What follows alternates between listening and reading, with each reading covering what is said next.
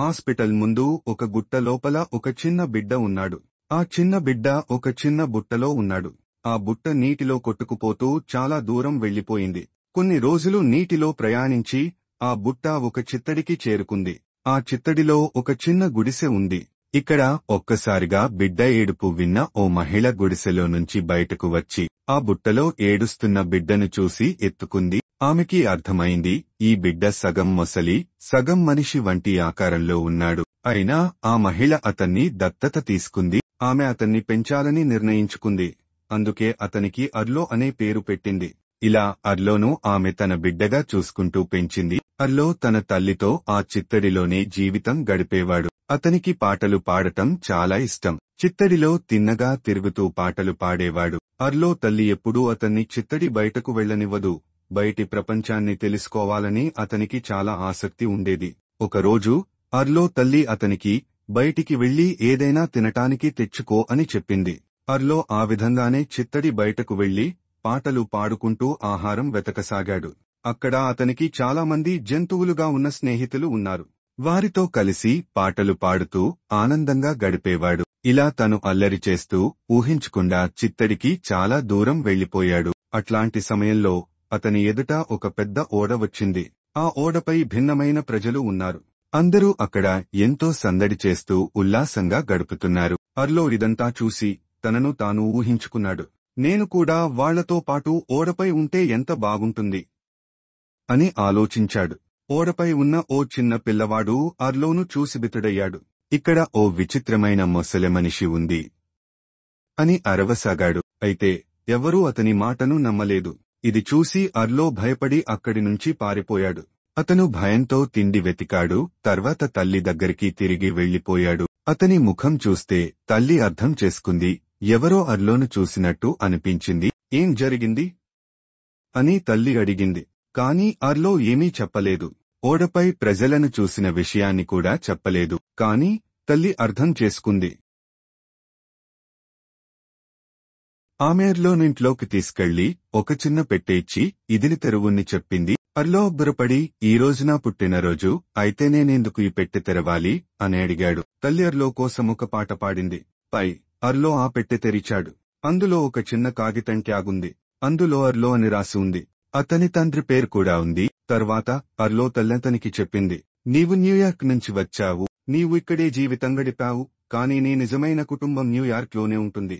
ఇది విన్న అర్లో, నన్నెవరు పెంచారుని కనుక్కోవడానికి నేను న్యూయార్క్ వెళ్లాలని నిర్ణయించుకున్నాడు. అర్లో తల్లి కోసం ఇది చాలా కష్టమైన విషయం. ఎందుకంటే ఆమె అర్లోను తన సొంత బిడ్డలా చూసుకుంది. కాని ఆమె అర్లోకు అనుమతి ఇచ్చింది. పోయి నీ కుటుంబాన్ని కనుక్కోనంది. ఇలా వారు బాధతో వీడ్కోలు పలికారు. అర్లో నగరానికి బయలుదేరాడు. నగరానికి వచ్చిన తరువాత అతనికి చాలా సమస్యలు ఎదురయ్యాయి. అర్లో మానవుడా? కాదు. ఆ నగరంలో ఎవరూ అట్లాంటి మనిషిని చూడలేదు. సగం మొసలి సగం మనిషిని చూడటమే కొత్తగా అనిపించింది. అందరూ భయపడ్డారు. అట్లానే అర్లో అక్కడి నుండెడవిలోకి పారిపోయాడు. అట్లాంటప్పుడు ఓ వ్యక్తి అర్లోను చూశాడు. తన ఇద్దరు వేటగాళ్లను పిలిచి, ఇక్కడో విచిత్రమైన మొసలి మనిషిన్నాడని చెప్పాడు. వెంటనే ఆ వేటగాళ్లు ఉల్లాసంగా మారిపోయారు. దాన్ని పట్టుకుంటే ఎంతో డబ్బు వస్తుందని అనుకున్నారు. వారు వెంటనే అర్లోను వెతకడానికి బయలుదేరారు. అర్లో పారిపోతూ ఉన్నా చివరకు పట్టుబడే పరిస్థితి వచ్చింది. అయితే ఆ సమయానికి ఓ యువతి వచ్చింది.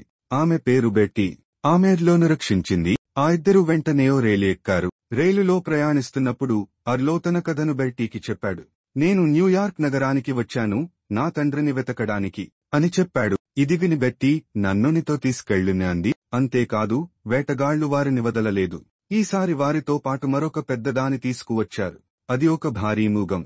ఇలా బెట్టి అర్లో వీరి నుండి తప్పించుకోవడానికి ప్రయత్నించారు. తదుపరి వారు ఒక పాడుబడిన ఫార్మ్ హౌస్ కు చేరుకున్నారు. ఇక్కడ కొద్దిసేపు విశ్రాంతి తీసుకుందామని అనుకున్నారు. కాని విశ్రాంతి వాళ్ల విధిలో లేదు. వేటగాళ్లు మళ్లీ వారి వెనుకే వచ్చారు. వాళ్ల నుండి తప్పించుకునే క్రమంలో అట్లాగే ఓ రెస్లింగ్ క్లబ్ కి చేరుకున్నారు. క్లబ్ లో ఒక పోటీ జరుగుతోంది. అక్కడో చిన్న వ్యక్తి మధ్యలోకి వచ్చి తన మిత్రుల డబ్బంతా తీసుకుని పారిపోయాడు. ఆ వ్యక్తిని చూసి బెట్టి, అర్లో కూడా తనతో పాటు పరుగెత్తారు. ఈ తర్వాత ఈ అందరూ కలిసి అర్లోను న్యూయార్క్ లో వదిలేయాలని ప్లాన్ చేస్తారు.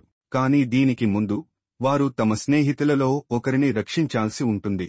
అతను కూడా వారిని న్యూయార్క్ సిటీలో స్థిరపడాలని కోరుకుంటాడు. అర్లో చెబుతాడు, నేను నా నాన్నను వెతుక్కుంటాను. ఇప్పుడు అందరూ కలిసి ముందుగా ఒక అక్వేరియం వెళ్లాలని ప్లాన్ చేస్తారు. అక్కడ అరమత్స్యముని, అరమత్స్యం, అరమనిషి తమ స్నేహితుడిని రక్షించి న్యూయార్క్కి చేరుకుంటాడు. వారు అందరూ చివరకు ఒక వ్యాన్లో అక్వేరియం చేరుకుంటారు. తరువాత వారు చాలా సులభంగా తమ స్నేహితుడిని రక్షిస్తారు. ఇప్పుడు వారి తదుపరి గమ్యం న్యూయార్క్. అందరూ రాత్రి కొంత విశ్రాంతి తీసుకోవాలని ప్లాన్ చేస్తారు. ఆ తర్వాత వారు ఒక రెజ్లింగ్ క్లబ్కు చేరుకుంటారు. అక్కడ చాలా మంది అర్లోను చూశారు. ఈ సమయంలో కొంతమంది జంతు వేటగాళ్లు అక్కడ ఒక మనిషిని పట్టుకుని అతడిని చాలా హింసించి అర్లో గురించి సమాచారం సంపాదిస్తారు. ఆ తర్వాత అర్లో న్యూయార్క్కి వెళ్తున్నాడని తెలుసుకొని అతడికి ముందుగా అక్కడికి వెళ్లి అతడిని ఎదురుచూడాలని ప్లాన్ చేస్తారు. ఇక మరోవైపు అర్లో తన స్నేహితులతో కలిసి ఇప్పటికే న్యూయార్క్కి చేరుకున్నాడు. కాని అంత పెద్ద నగరంలో అర్లో నాన్నను ఎలా కనుగొనాలో అందరూ ఆలోచనలో పడిపోతారు. అందరూ ఆలోచిస్తున్న సమయంలో ఒక పెద్ద స్క్రీన్పై ఒక ప్రకటన కనిపిస్తుంది. అందులో అర్లో తండ్రి ఒక గొప్ప వ్యాపారవేత్త అని బయటపడుతుంది. అది అతని ప్రకటనగా తెలుస్తుంది. ఆ తర్వాత అర్లో స్నేహితులు అతని తండ్రి చిరునామాను కనుగొనాలని ప్లాన్ చేస్తారు. ఆ చిరునామాకు చేరుకున్నాక అర్లో తన స్నేహితులకు భవనం లోపలికి వెళ్లమని చెబుతాడు. కాని వారు అర్లోకు ఇది అతని వ్యక్తిగత ప్రయాణం అని చెబుతారు. అట్లానే వారు అర్లోకు వీడ్కోలు చెబుతూ వెళ్లిపోతారు. ఇప్పుడు అర్లో ఒంటరిగా ఆ భవనంలోకి ప్రవేశిస్తాడు.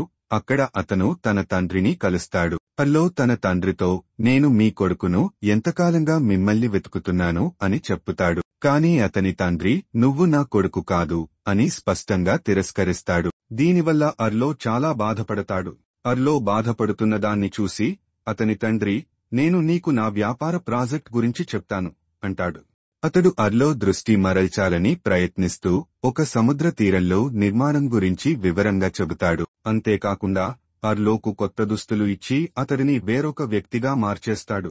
ఇందుకు తర్వాత అతను పాటలు పాడుతూ ఇప్పుడు నువ్వు వెళ్లిపోవాలి అని అర్లోకు చెబుతాడు. ఇక అర్లో ఆ భవనాన్ని వదిలి బయటకు వస్తాడు. అతనికి ఎక్కడికి వెళ్లాలో తెలియదు. అతను అక్కడక్కడ తిరుగుతూ చివరకు ఒక కాలువలోకి వెళ్తాడు.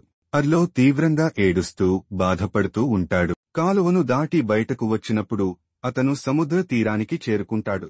ఇదే ఆ ప్రదేశం. అర్లో తండ్రి కొత్త ప్రాజెక్ట్ నిర్మించబోయే ప్రదేశం. ఇక్కడ బెట్టీ అర్లోను పరామర్శిస్తూ నువ్వు బాధపడాల్సిన అవసరం లేదు అంటుంది. అక్కడ అతనికి ఒక ప్రకటన కాగితం దొరుకుతుంది. అందులో భవిష్యత్తులో జరగబోయే ఒక కార్యక్రమం గురించి రాసి ఉంటుంది.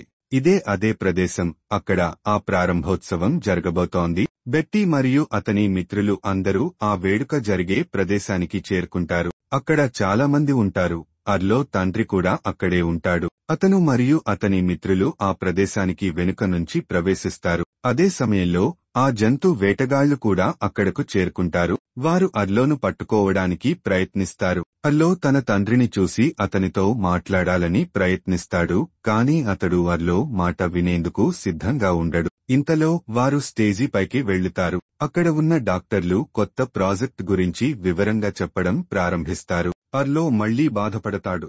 ఇప్పుడు బెట్టీ అతనికి ఒక ఆలోచన ఇస్తుంది. నీవు మంచి పాటలు పాడగలవు, ఎందుకు ఒక పాట పాడకూడదు? ఈ ఆలోచన విని అర్లో ఒక భావోద్వేగభరితమైన పాట పాడుతాడు. ఆ పాట ద్వారా తన మనసులో ఉన్న భావాలను తండ్రికి వ్యక్తపరుస్తాడు. ఈ పాట విన్న తర్వాత అతని తండ్రి భావోద్వేగానికి లోనవుతాడు. కాని అతను అర్లోను తన కొడుకుగా అంగీకరించడానికి ముందే బెట్టీ అర్లోను రక్షించడానికి ముందుకు వస్తుంది. అయితే అదే సమయంలో ఆ జంతు వేటగాడు తన క్రూర మృగాన్ని బెట్టీపై దాడికి పంపిస్తాడు. బెట్టీ అతనితో పోరాడుతుంది. అప్పుడే ఒక ఎగురుతున్న వ్యక్తి కనిపిస్తాడు. అతను అర్లోను రక్షించి అక్కడ నుంచి బయటకు తీసుకువెళ్తాడు.